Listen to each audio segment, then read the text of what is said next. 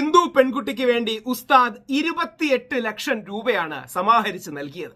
ആ കുട്ടിയുടെ ജീവൻ രക്ഷിക്കാൻ ഞാൻ ഉസ്താദിനെ ഇതിന് അഭിനന്ദിക്കാൻ വിളിച്ചിരുന്നു. അപ്പോൾ അദ്ദേഹം ഏറ്റവും കൺസേൺഡ് ആയി 10 ലക്ഷം രൂപ കൂടെ നമുക്ക് ഉണ്ടാക്കണം, ഈ കുട്ടിയെ ട്രീറ്റ്മെന്റിനും മറ്റും കയറ്റിയിരിക്കുകയാണെന്ന് പറഞ്ഞു. അതാണ് നന്മ. ഹിന്ദുത്വ ഉണർന്നില്ല, പകരം ഉസ്താദ് ഉണർന്നു. ഈ പെൺകുട്ടിക്ക് 28 ലക്ഷം രൂപയടക്കം സമാഹരിച്ചു കൊടുത്തു. ഇവിടെയാണ് തമാശക്കെങ്കിലും നമ്മൾ ഈ സംഘപരിവാറിലെ സുഹൃത്തുക്കളെ അല്ലെങ്കിൽ ഹിന്ദുത്വവാദികളെ, എല്ലാ സംഘികളും അല്ലെങ്കിൽ എല്ലാ സംഘപരിവാറും മോശമാണെന്ന അഭിപ്രായമല്ല, ഞാൻ സംഘീയ വാക്ക് ഉപയോഗിക്കാറുമില്ല. പക്ഷേ ഈ തീവ്ര ഹിന്ദുക്കൾക്ക് ഒരു ഗുണവും ചെയ്യുന്നില്ല, ഒരു പണിയും ചെയ്യുന്നില്ല. ഏതെങ്കിലും ഹിന്ദുവിന് 10 രൂപയുടെ ഗുണം ഉണ്ടാക്കുന്നത് ഇവരെ കൊണ്ട് കേൾക്കാൻ കഴിയുമോ?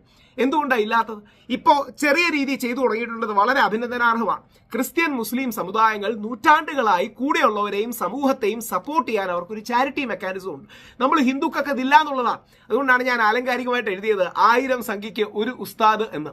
ഈ തീവ്ര ഹിന്ദുത്വവാദികൾ 1000 പേരോ 2000 പേരോ ഉണ്ടായാലും ഉസ്താദിനെ പോലെ ഒരു മനുഷ്യൻ, അല്ലെങ്കിൽ ക്രിസ്ത്യൻ സമൂഹത്തിൽ നിന്ന് ക്രിസോസ്റ്റം തിരുമേനിയെ പോലെ ഒരു മനുഷ്യൻ ഉണ്ടെങ്കിൽ നമ്മുടെ സമൂഹത്തിൽ വർഗീയത ഉണ്ടാകും. കാര്യം നമുക്ക് സഹോദര സ്നേഹം ഉണ്ടാകും, മതസൗഹാർദ്ദം ഉണ്ടാകും. എന്നാലും ഉസ്താദിന്റെ ആ വീഡിയോ നിർബന്ധമായി കേൾക്കേണ്ട ഒരു കാര്യമാണ്. ഞാൻ ആ വീഡിയോ ഒന്നിടാം. അതായത് ആ സൂര്യയ്ക്ക് വേണ്ടിയിട്ട് അതിനുശേഷവും മറ്റൊരു ഹിന്ദു പയ്യനും വേണ്ടി ഉസ്താദ് ഹെൽപ്പ് ചെയ്യുന്ന നമുക്ക് കാണാം. ഞാൻ ഉസ്താദിനെ വിളിച്ച് നമ്പറൊക്കെ മേടിച്ചു. എന്റെ ഭാഗത്ത് നിന്ന് ഞാൻ ഉസ്താദ് വഴി ഒരു കോൺട്രിബ്യൂഷൻ തീർച്ചയായും കൊടുക്കും. കാര്യം യഥാർത്ഥത്തിൽ പണിയെടുക്കുന്നവരും മെനക്കെടുന്നവരും സമൂഹത്തിൽ നന്മ എത്തിക്കാൻ ശ്രമിക്കുന്നതും ഉസ്താദിനെ പോലുള്ള, ഉസ്താദ് അൻസാരി സൂറിയെ പോലുള്ള ആൾക്കാരാണ്. നമുക്കൊന്ന് കേൾക്കാം. ഈ വീഡിയോ എല്ലാവരും ഷെയർ ചെയ്യണം. ഏതെങ്കിലും ഹിന്ദു സംഘടനയുടെ മുമ്പിൽ ഈ വീഡിയോ എത്തുന്നത് വരെ നിങ്ങൾ എല്ലാവരും ഷെയർ ചെയ്യണം. നിങ്ങൾക്ക് അറിയാം, സൂര്യമോൾ നമ്മൾ അവർക്ക് വേണ്ടി ഒരു ധനസമാഹരണം നടത്തി 28 ലക്ഷം രൂപ പിരിച്ചു. 28 ലക്ഷം രൂപ. ആ കുട്ടിയെ നാളെ കിംസ് ഹോസ്പിറ്റലിൽ ആ കുട്ടിയുടെ അടിയന്തരമായി ശസ്ത്രക്രിയ നടക്കാൻ പോവാണ്. കരൾമാറ്റ ശസ്ത്രക്രിയ. പ്രാർത്ഥിക്കാൻ അച്ഛൻ വിളിച്ചു പറഞ്ഞിട്ടുണ്ട്. മൊത്തവും 38 ലക്ഷം രൂപയാണ് വേണ്ടത് ആ കുട്ടിയുടെ ചികിത്സക്ക്. 28 ലക്ഷം രൂപ നമ്മളെല്ലാവരും കൂടി ഒന്നിച്ചു ചേർന്ന് ജാതി മത ഭേദമന്യേ നമ്മളെല്ലാം കൂടി സമാഹരിച്ചു കൊടുത്തിട്ടുണ്ട്. ഇനി ബാക്കിയുള്ള പൈസ, ഈ 38 ലക്ഷം രൂപക്ക് 28 ലക്ഷം കിട്ടിയിട്ടുള്ളൂ. ഈ കാണുന്ന ചിത്രത്തിൽ കാണുന്ന നിങ്ങളെല്ലാവരും എല്ലാ സമയത്തും ഹിന്ദുക്കളെ ഉണർത്താൻ വേണ്ടി നടക്കല്. ഇത് വെല്ലുവിളിയൊന്നുമില്ല, അഭ്യർത്ഥനയാണ്. എന്നെ കൊണ്ട് ചെയ്യാവുന്നതിന്റെ മാക്സിമം ചെയ്തിട്ടുണ്ട്. എന്നെ കൊണ്ട് കഴിയുന്നതിന്റെ മാക്സിമം ചെയ്തിട്ടുണ്ട്. ഉസ്താദെ, സമയമല്ല ഉസ്താദെ. താജ്മഹൽ പൊളിക്കണം, അമ്പലം ഉണ്ടാക്കണം, ആ അമ്പലത്തിൽ നിന്ന് കൊള്ളയടിക്കണം, എന്തൊക്കെ ജോലികളാണ്. അതുകൊണ്ട് അതിനിടയ്ക്ക് പാവപ്പെട്ട ഹിന്ദുക്കൾക്ക് നന്മ ചെയ്യാൻ സമയമില്ല. അതാണ് ഉസ്താദ് മനസ്സിലാക്കുന്നില്ല.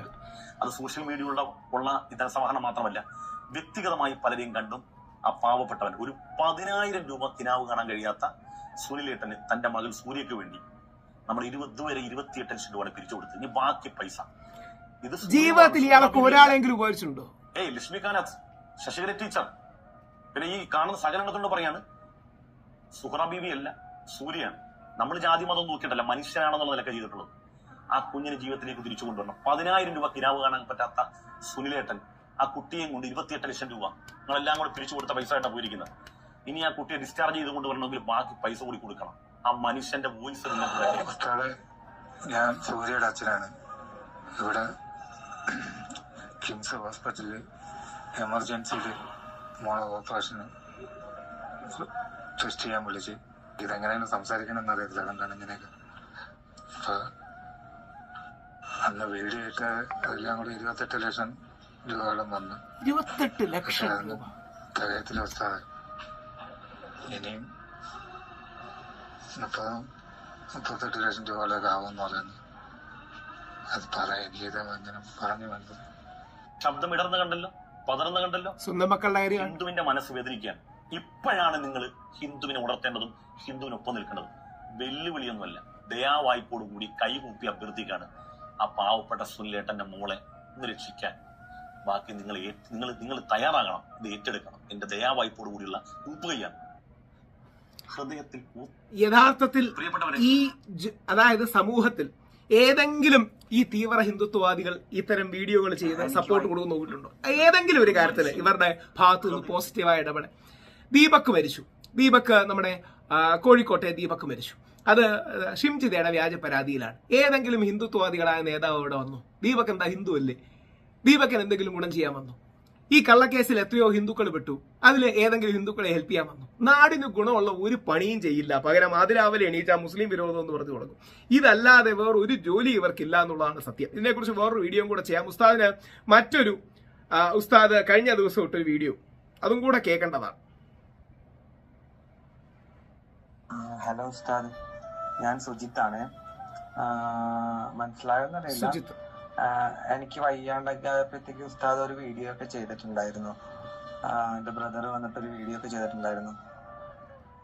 ലക്ഷോർ ഹോസ്പിറ്റലിൽ അഡ്മിറ്റ് ആയിരുന്നു, കാല് മുറിക്കണോ എന്നൊക്കെ പറഞ്ഞിട്ട്.